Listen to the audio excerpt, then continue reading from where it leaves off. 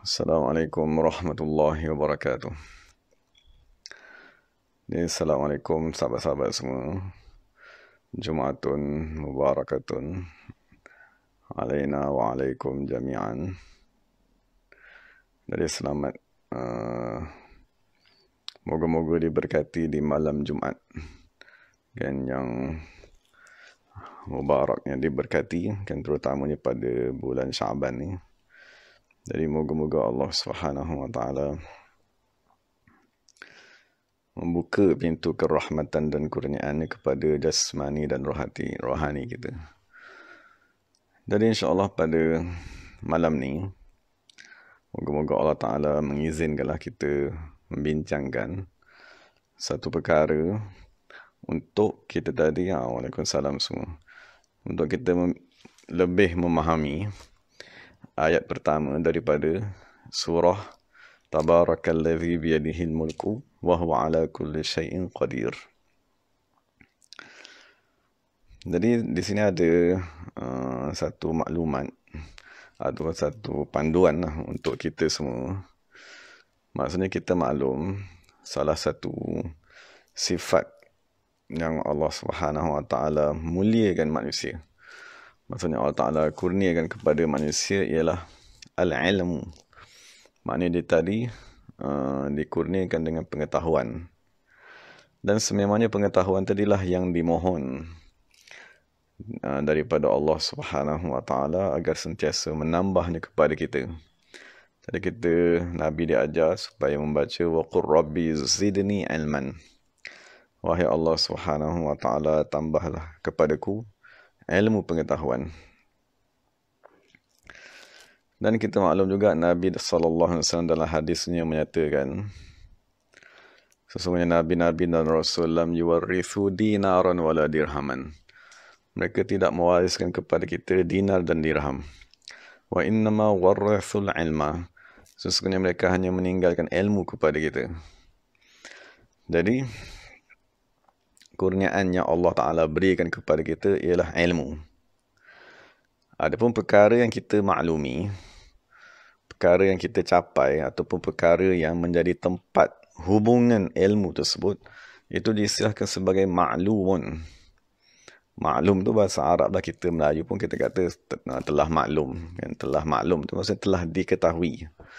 Jadi lafaz ma'lumun dia bermakna sesuatu perkara yang telah sesuatu yang diketahui. Maksudnya tempat hubungan bagi ilmu. Ataupun dalam bahasa Arab dia panggil muta'allaqul ilmi. Tempat hubungan ilmu tersebut.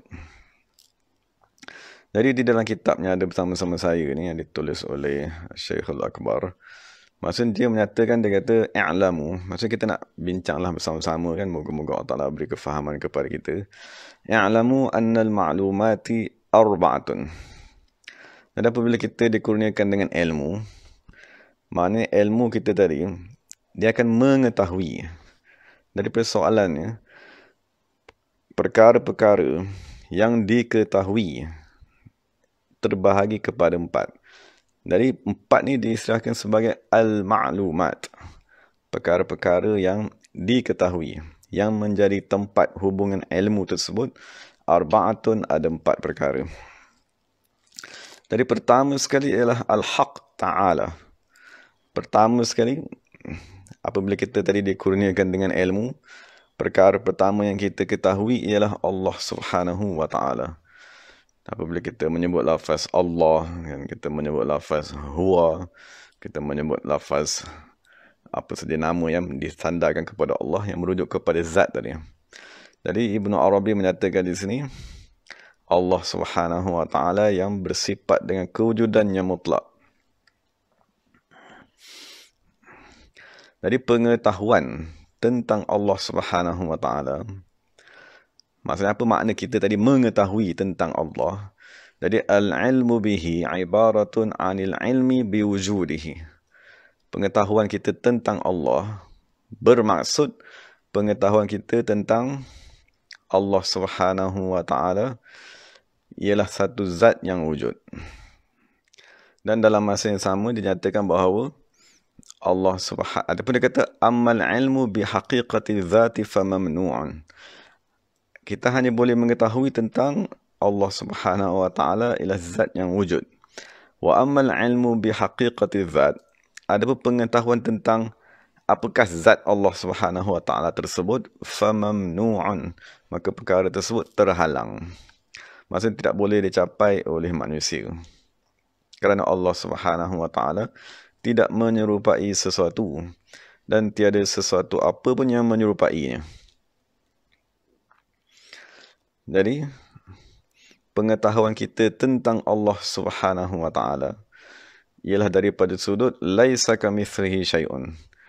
Tiada sesuatu pun seperti Allah Subhanahu wa taala, dan Allah Subhanahu wa taala juga menyatakan wa yuhadzirukumullahu nafsah. Allah Subhanahu wa taala memberi amaran kepada kamu nafsahu daripada zatnya. Maksudnya itu satu benda yang maha suci yang tidak boleh dicapai oleh akal kamu. Jadi itu satu benda yang jangan kamu sentuh, jangan kamu fikirkan. Waqad warada al-man'u min asy-syar'i, sesungguhnya telah datang juga larangan daripada syarak fi tafakkuri fi zatillah, pada berfikir mencari apakah hakikat zat Allah Subhanahu wa taala. Jadi ini maklum yang pertama yang disahkan sebagai makluman awal. Maksud perkara pertama yang sememangnya kita diajar kan daripada sifat 20.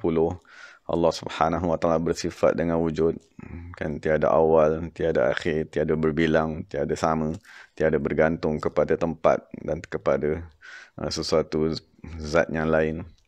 Jadi ini semua ni kita dah tentang Allah Subhanahu wa taala, tentang zatnya tadi. Itu kita dah belajar di dalam sifat nafsiyah dan sifat salbiyah daripada sifat 20. Jadi sekarang ni kita nak bincang maklum yang kedua pula. Jadi setelah kita meyakini, maksudnya kita mengetahui ada satu zat yang diistilahkan sebagai al-haq yang bersifat dengan kewujudan, maka maklum yang kedua, perkara kedua yang dimaklumi oleh diri kita, yang dimaklumi oleh kurniaan ilmu yang Allah Subhanahu wa taala kurniakan kepada kita ialah wa huwal alamu, ialah alam semesta. Wa ma tahwihi minal awalimi wal hawa'i wal ard wa ma fihima minal alam, dan apa saja yang dirangkumi oleh semua kan bilangan-bilangan alam tersebut yang tak tahu berapa ratus ribu alam yang Allah Taala ciptakan, dan segala dan merangkumi juga udara, langit, dan apa segala yang berada di antara kedua-duanya. Wa huwal al-mulkul akbar, maka alam tadi diistilahkan sebagai kerajaan Allah Subhanahu wa taala yang besar. Itu maklumat kedua. Maksudnya seberapa banyak pengetahuan kita tentang alam, maka di situlah kelebihan seseorang pada ilmu pengetahuan. Kerana ada orang yang mengetahui tentang alam yang zahir, ada orang yang dibukakan tentang alam yang batin. Maksudnya kalau kita lihat manusia yang mengetahui alam yang zahir ni pun, kan, maksudnya amat dimuliakan. Oh, dia ni dipanggil pakar, profesor dalam bidang-bidang tertentu. Kan, maka dia tadi dimuliakan di sisi masyarakat kerana ilmunya tentang sesuatu perkara tadi. Dari itu maklumat yang kedua, maklumat tentang alam semesta. Maklumat yang pertama tadi ialah kita mengetahui bahawa zat Allah Subhanahu wa taala ialah zat yang wujud. Dan yang ketiga yang diistilahkan sebagai al-insan. Maksudnya perkara yang kita maklum, maksudnya alam semesta ni kita maklumlah perkara yang kita nampak tadi. Yang ketiga yang perlu kita ketahui bahawa salah satu daripada maklumat yang diketahui oleh manusia ialah al-insan al-khalifah. Manusia yang diistilahkan sebagai khalifah. Yang Allah Subhanahu wa taala jadikan alam yang amat besar tadi ni ditundukkan kepada manusia. Qala ta'ala wa sakhkhara lakum ma fis samawati wa ma fil ardi jami'an minhu. Maksudnya Allah Subhanahu wa taala menjadikan kesemua alam, sama ada yang berada di langit ataupun yang berada di bumi, Allah Taala tunduk kata ni, maksudnya Allah Taala jadikan alam tadi berkhidmat kepada manusia, jami'an keseluruhannya, minhu daripada Allah Subhanahu wa taala. Jadi itu maklumat tentang diri kita. Maksud maklumat tentang diri kita ni, dia pertama sekali merujuk kepada apakah hakikat manusia tersebut, kan, apakah asal penciptaan manusia, apakah sebenarnya sifat-sifat yang ada pada manusia, Apakah sifat mazmumah manusia, kan? Apakah sifat mahmudah yang ada pada diri kita, apakah nikmat yang Allah Ta'ala kurniakan kepada diri kita, asal usul penciptaan, itu semua ialah maklumat yang berkaitan dengan diri kita, dan maklumat tersebut ada yang zahir, seperti anggota badan, mata, hidung, telinga, dan ada maklumat tentang diri kita yang batin, seperti hati, qalbun dan seumpamanya. Jadi itu adalah maklumat ketiga yang dinyatakan di dalam kitab ni. Dan sekarang kita nak bincangkan maklumat yang keempat. Maklumat yang keempat ni yang jarang, maksudnya yang jarang dibincangkan di dalam kitab-kitab lain lah selain daripada yang dinyatakan oleh Syekh kita ni. Maksudnya maklumat keempat ni kita mohonlah supaya Allah Ta'ala memberi kefahaman kepada kita. Maklumat keempat ni dia sebagai contoh ni macam ni. Dia merujuk kepada satu perkara yang dimaklumi di dalam akal manusia. Perkara yang dimaklumi di dalam akal manusia, dan perkara tersebut ialah perkara yang umum. Boleh? Dari pertama sekali kita kena ingat, kita dah bincang kan, maklumat yang pertama ialah Allah Subhanahu Wa Taala. Maklumat kedua ialah alam semesta, kan? Maklumat ketiga ialah al-insan, dan maklumat keempat ialah perkara yang diistilahkan sebagai kulliyun, perkara yang umum, kan? Perkara yang diistilahkan sebagai haqiqatun kulliyah, perkara yang dihukumkan umum, yang merangkumi kan pelbagai perkara yang lain yang berhubung dengannya, dan dia diistilahkan sebagai al-haqiqatu al-kulliyatu, hakikat yang merangkumi. Jadi sebelum kita, untuk mendekatkan kefahaman kita tentang perkara yang keempat ni, perkara yang terakhir yang dimaklumi di sisi manusia, kan, sebagai contoh yang dinyatakan dalam kitab ni, contohnya sebagai contoh ni lafaz empat segi, kan? Lafaz empat segi dia ialah satu kefahaman yang boleh difahami oleh manusia, kan? Maksudnya bila kita ajar kepada seseorang empat segi, maka dia boleh memahami satu maklumat, dia boleh mengetahui satu perkara. Tetapi lafaz empat segi tersebut dia perlukan kepada gambar, maksudnya dia perlukan kepada surah, kan? Dia perlukan kepada sesuatu yang dihubungkan kepadanya. Sekiranya empat segi tadi dihubungkan kepada meja, kita akan faham meja bersifat empat segi. Dan sekiranya empat segi itu juga disandarkan kepada dinding, maka kita kata dinding tersebut bentuknya empat segi. Dan sekiranya empat segi tadi disandarkan kepada kertas, maka kita akan kata kertas tersebut empat segi. Dan sekiranya empat segi tadi kita sandarkan kepada kotak ataupun seumpamanya, tadi empat segi dia ialah maklumat yang umum di dalam diri kita. Maksud dia ialah maklumat yang umum yang merangkumi pelbagai perkara di bawahnya. Sekiranya kita sandarkan kepada kotak, kita akan kata kotak bersifat empat segi. Kita sandarkan kepada dinding, kan, kita sandarkan kepada kertas, maka kefahaman tadi itu dia akan dihubungkan dengan sesuatu gambar yang yang difahami, yang diketahui oleh seseorang manusia. Tetapi sekiranya kita cari, maksudnya sekiranya kita ingin menyentuh empat segi tersebut, kan, ataupun kita nak mengasingkan empat segi tadi daripada kotak, maka kita tak boleh buat. Sekiranya kita nak keluarkan empat segi tadi daripada dinding, maka kita tak boleh nak buat. Dan sekiranya kita nak asingkan, ini empat segi, yang ini kertas, itu benda-benda yang kita tak boleh nak buat. Jadi empat segi itu apa dia sebenarnya? Dia ialah haqiqatun kulliyatun, macam satu perkara yang hak, satu perkara yang benar, dan dia bersifat umum yang boleh dicapai oleh akal fikiran manusia. Dan dia tadi berubah-ubah sifatnya, dia empat segi, tetapi dia akan berubah keadaannya bergantung kepada sesuatu perkara yang disandarkan kepadanya. Okay, jadi itu perkara hakikat ataupun perkara yang kita maklumi yang keempat, yang dinyatakan di dalam kitab ni, yang diistilahkan sebagai al-haqiqatul al-kulliyatu.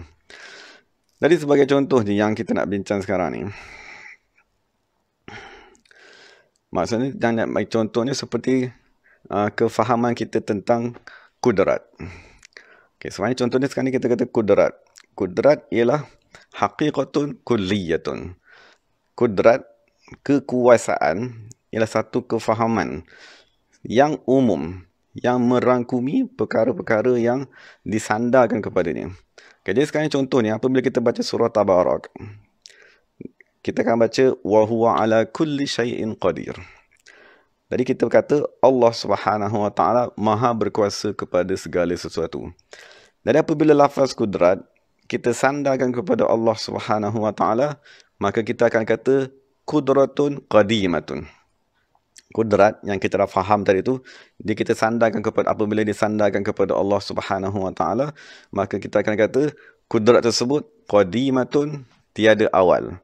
Tiada awal, tiada akhir, kerana ia ni disandarkan kepada Allah Subhanahu wa taala. Tapi dalam masa yang sama, apabila kita mempelajari kan buku-buku akidah, maksudnya dia akan berkata manusia ataupun makhluk di alam semesta ni yang boleh bergerak, yang boleh berjalan, dia juga dikurnia, dia juga mempunyai kudrat. Tapi apabila kita faham pada Zaid, kan dia boleh berjalan, dia boleh berdiri seumpamanya, maka kita akan mengistilahkannya sebagai kudratun hadisatun. Kudrat juga.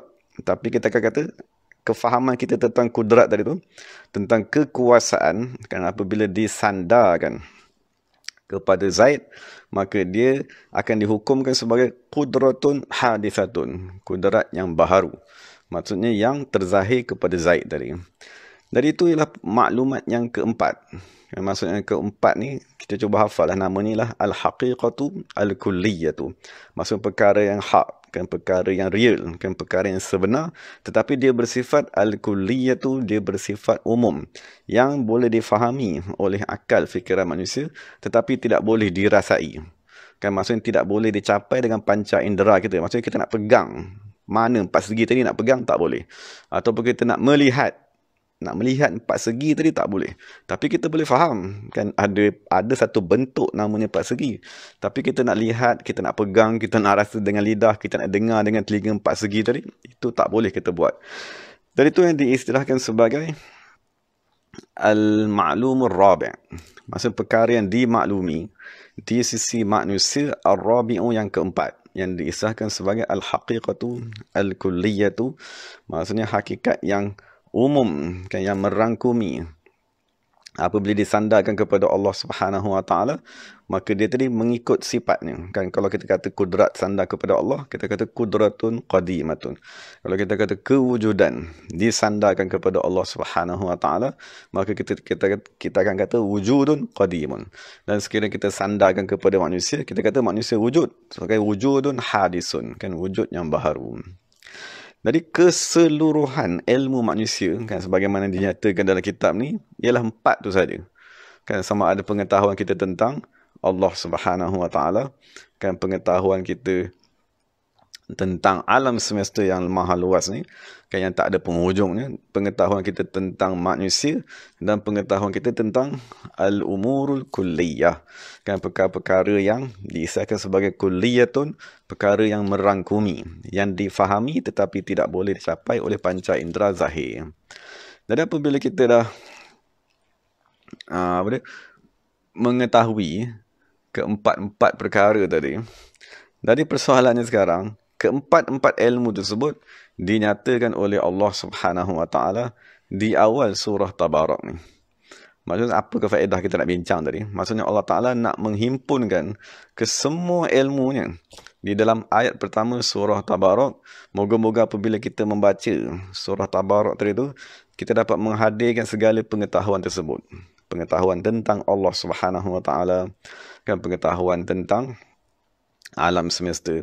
Dia apa yang kita dah bincang buat ni? Apakah faedah, kan, tentang faedah pengetahuan tentang alam ni? Sebab kita maklum, kan, daripada dua sudut ni. Maksudnya alam semesta ni, daripada sudut pertama, dia ialah penzahiran ilmu Allah. Kan, semakin banyak kita mengetahui tentang alam semesta, semakin banyak kita mengetahui tentang ilmu Allah Subhanahu wa taala. Kan sebagaimana Zaid, sekiranya dia tadi mencipta 10 kereta. Kalau kita mengetahui satu kereta daripada 10 yang dicipta oleh Zaid, kita cuma tahu 1/10 daripada kelebihan ilmu Zaid. Tapi sekiranya kita mengetahui ke 10 kenderaan yang dicipta, maka kita mengetahui hebat zat ini. Dia ada 10 bentuk reka cipta yang amat hebat kenderaan. Jadi pertama, pengetahuan tentang alam semesta ialah pengetahuan tentang Allah Subhanahu Wa Taala, pengetahuan tentang ilmu Allah Subhanahu Wa Taala. Dan daripada satu sudut yang lain, pengetahuan tentang alam ialah pengetahuan tentang penzahiran zat Allah Subhanahu Wa Taala. Itu di sisi manusia-manusia yang dekat dengan Allah. Jadi pengetahuan tadi amat penting, kan, pengetahuan tentang Allah Subhanahu Wa Taala yang kita akui tidak boleh dicapai kan oleh manusia yang lemah tadi. Kita mengakui Allah Taala wujud, tetapi kita tak boleh mencapai apakah zat Allah Subhanahu Wa Taala. Itu pengetahuan yang pertama. Pengetahuan yang kedua tentang alam semesta yang diciptakan oleh Allah Subhanahu Wa Taala kepada manusia. Semua yang Allah Taala zahirkan tadi, langit, bumi, laut, kan, gunung, ganang, pokok, hutan, segalanya. Walaupun kita rasa tak guna pun hutan ni pada aku, tapi itu maknanya kita tak faham. Dan kerana hutan yang dicipta tadi untuk manusia. Kan langit yang berlapis-lapis, 7 lapis tu, kita rasa satu lapis dah cukup dah kan untuk kita pakai satu lapis je. Tetapi ketahuilah bahawa semua langit tadi diciptakan kerana manusia. Dan bumi pula yang 7 lapis, kenapa pula faedahnya? Buat sekeping nipis pun dah boleh pakai. Dari semua kefahaman tersebut, walaupun kita tak faham apakah faedah 7 lapis langit, 7 lapis bumi, syurga, neraka dan seumpamanya, kesemua tu ialah diciptakan oleh Allah Subhanahu Wa Taala kerana kecintaan Allah kepada manusia. Dan kecintaan Allah tadi kepada kita, maka semakin bertambah pengetahuan kita tentang alam, semakin bertambahlah pengetahuan kita tentang Allah. Dan yang paling penting sekali, kita mengetahui pengetahuan tentang diri kita, iaitu manusia itu sendiri. Kerana manusia tadi ialah makhluk yang paling sempurna menghimpunkan segala sifat dan asma Allah Subhanahu Wa Taala. Jadi yang keempat tadi kita dah bincang al-haqiqatul kulliyah tu, maksudnya perkara hakikat yang umum yang boleh difahami tetapi tidak boleh dicapai oleh panca indera. Jadi keempat-empat itulah yang dinyatakan oleh Allah Subhanahu Wa Taala di dalam ayat yang pertama daripada surah Tabarak. Dan jadi sekiranya kita membaca Tabarakallazi biyadihil mulku wa huwa ala kulli syai'in qadir. Jadi lafaz allazi yang kita baca tadi tu, dia merujuk kepada haqiqatun kulliyatun, kan, perkara yang hak yang bersifat umum. Sebab allazi tu sekarang apabila disandarkan kepada Allah Subhanahu Wa Taala, dia merujuk kepada sesuatu yang qadim. Dan allazi itu juga apabila kita baca dalam Fatihah, allazina an'amta alaihim, allazi tadi tu dia merujuk kepada sesuatu yang baharu. Dan apabila kita baca allazi, dia merujuk kepada haqiqatun kulliyatun. Apabila kita baca al-mulku, di situ dia merujuk kepada kerajaan Allah ataupun hak milik Allah yang paling agung, iaitu manusia. Maksudnya al-mulku tu walaupun dia mempunyai makna yang luas, masuk segala alam semesta, tetapi secara khususnya kurniaan Allah ataupun ciptaan Allah ataupun hak milik Allah yang paling agung ialah al-insan. Jadi al-mulku tu merujuk kepada diri kita. Kan, maksudnya pertama kita kena mengetahui allazi. Kedua, kita kena mengetahui al-mulku. Ketahuilah diri kita ni, maksudnya diri kita ni siapa? Kan, hidup ke, mati ke, melihat ke, tak melihat ke? Maksudnya apa dia? Kejayaan kita tu kita yang usahakan ke, atau kita yang berjaya, kita yang berusaha? Itu ialah al-mulku. Lepas tu apabila Allah Ta'ala kata wa huwa, jadi lafaz huwa dia merujuk kepada al-wujudul mutlaq, kewujudan Allah Subhanahu Wa Taala yang kita bincang nombor 1 tadi. Kewujudan Allah Subhanahu Wa Taala yang tidak boleh dicapai kan oleh makhluk, yang tidak boleh dicapai, yang diistilahkan sebagai laisa kamitslihi syai'un.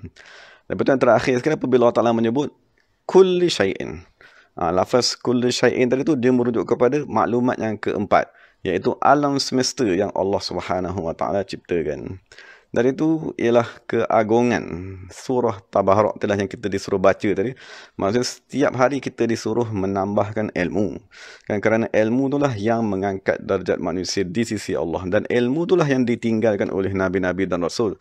Jadi kita belajarlah ilmu tentang al-mulku, kan, tentang manusia, tentang diri kita ni.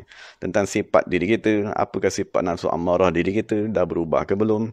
Lepas itu kita belajar juga tentang al-lazi. Tapi al-lazi ni dia ada rumit sedikit lah. Kan, kita belajar tentang kulli syai'in. Kan alam semesta ni kita kaji, kita renung. Tapi bukan terhijab dengan alam tadi. Kan bukan mengkaji alam semesta kerana syahwat kepada alam semesta tersebut. Kan kita sama ada dua sudut tadi kita bincang. Kita kaji alam semesta tadi sama ada daripada sudut kita melihat penzahiran zat Allah ataupun ilmu Allah Subhanahu wa taala. Dan yang keempat tadi ialah apa dia? Pertama ialah allazi, kan al-mulku tadi insan, dan yang wahwa tadi tu. Kan wahwa tadi dia merujuk kepada zat Allah Subhanahu wa taala, dan kulli syai'in dia merujuk kepada alam seluruhnya. Jadi moga-moga kita dapat kefahaman ataupun kita dapat mengetahui lah tujuan kita hidup di dunia ni ialah mencari ilmu. Kan tujuan kita yang telah bagi masa 10 tahun hayat, kan umur kita 20 tahun, 50 tahun, 40 tahun ni, tujuan ni lah untuk kita tadi mencari ilmu. Jadi sekiranya kita ada masa, kita ada umur dan kita tak gunakan untuk mencari ilmu pengetahuan, terutamanya ilmu yang berkaitan dengan Allah Subhanahu wa taala, maka itulah satu kerugian, dan kerugian yang amat sangat, kerana kita tadi tak membezakan diri kita dengan makhluk yang lain. Kan makhluk-makhluk yang lain seperti yang kita lihat, kan makhluk yang tidak berakal dari itu, mereka tak dituntut untuk mencari ilmu. Kan tetapi kita manusia, kita dituntut. Kan talabul ilmi tadi fardhatun, menuntut ilmu tadi ialah satu kefarduan. Dan kita maklum ilmu tadilah yang mengangkat darjat manusia di sisi Allah. Yarfa'illahu alladhina amanu minkum walladhina utul ilma darajat. Allah telah mengangkat darjat apabila kita tadi dikurniakan dengan ilmu. Jadi moga-moga kita dapat memahami kesemua maklumat tentang pengetahuan kita yang 4 tadi tu ada di awal. Kan maksudnya di awal ayat Tabarak. Moga-moga apabila kita baca tadi, kita hadirkan, oh ini pengetahuanku masih tak faham lagi, ini pengetahuanku masih kurang, maka kita belajarlah. Kan di mana saja sudut yang kita masih kurang, kita belajarlah. Moga-moga Allah Subhanahu wa taala menambahkan kepada kita ilmu pengetahuan. Wallahu taala alam. Kerana kita maklum Nabi bagi tahu, Nabi hanya meninggalkan ilmu. Kan jadi sekiranya Nabi meninggalkan ilmu kepada kita, tetapi kita tak mencari ilmu tersebut, maka kita akan dapat merasai kesedihan Nabi SAW. Kan Nabi berjuang, kan berjihad dengan sahabat-sahabatnya, berperang dengan pelbagai peperangan, sahabat berjihad meninggal dunia di serata dunia, agar ilmu tadi sampai kepada kita, ilmu ketuhanan Allah SWT. Tapi kalau kita tak mengambilnya, kan kita rasa benda lain lagi penting di dunia ni, kan kehidupan, keluarga, pekerjaan, anak bini kita rasa lagi penting, maka kita akan menyebabkan Nabi SAW tadi bersedih. Kan jadi kita tak sepatutnya menyedihkan baginda sallallahu alaihi wasallam, kan terutamanya kita yang yang Allah Subhanahu wa taala berikan akal yang sempurna, kemampuan, kefahaman, masa. Jadi kita ambil masa tersebut sedikit untuk kita tadi mempelajari ilmu Allah Subhanahu wa taala. Jadi mungkin setakat itu adalah perbincangan kita pada malam ni. Moga-moga kita dapat mendapat kefahaman daripada ayat-ayat yang kita dah bincangkan tadi. Wallahu ta'ala alam. Jadi segala yang baik itu daripada Allah Subhanahu wa ta'ala, segala salah silap itu daripada diri saya sendiri. Jadi kita baca doa sedikit. Bismillahirrahmanirrahim. Alhamdulillahi rabbil alamin, wassalatu wassalamu ala sayyidil mursalin wa ala alihi wa sahbihi ajma'in. Rabbana zalamna anfusana wa illam taghfir lana wa tarhamna lanakunanna minal khasirin. اللهم فقهنا في الدين وعلمنا تأويل واهدنا صراطك المستقيم. اللهم ارفع مقتك وغضبك عن أمة سيدنا محمد صلى الله عليه وسلم. اللهم اكشف عن أمة سيدنا محمد صلى الله عليه وسلم. اللهم ارحم أمة سيدنا محمد صلى الله عليه وسلم. اللهم الطف بأمة سيدنا محمد صلى الله عليه وسلم. اللهم احفظ شيخنا مرشدنا وقرة أعيننا وسندنا سيد شريف صلاح الدين الحسن الحسين. اللهم ارزقه صحة وعافية وسلامة وعافية الدائمة. ربنا آتنا في الدنيا حسنة وفي الآخرة حسنة وقنا عذاب النار. سبحان ربك رب العزة عما يصفون والسلام على المرسلين والحمدلله rabbil alamin. Jadi terima kasih kepada sahabat-sahabat semua yang bersama. Moga-moga Allah Subhanahu wa taala memberkati kita di malam Jumaat yang mulia ni. Jadi jangan lupalah kita berselawat, kan, sekurang-kurangnya 80 kali pada malam Jumaat ni. Wassalamualaikum warahmatullahi wabarakatuh. Terima kasih semua.